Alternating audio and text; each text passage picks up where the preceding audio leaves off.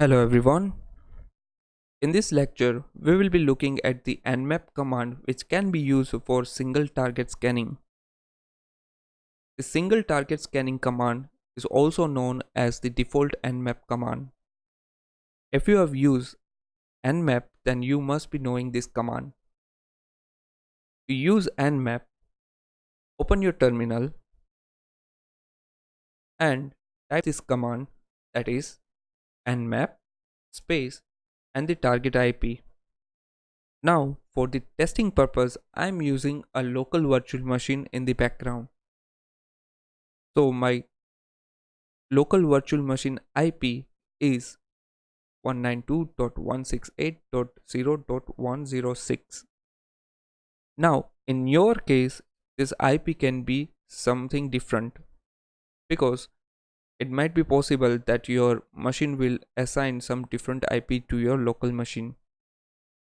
Okay, so let me hit the enter and you can see the Nmap will display the scan results. It says that the host is up. Also, if you will notice, it says that 991 are the closed ports and these are the open. By default, Nmap will scan 1000 ports. Now, I'm not saying that it will scan 1 to 1000 in serial number, okay, but it will scan the combination of 1000 ports which are most common. So you can find the port number 5001, 8080, and so on.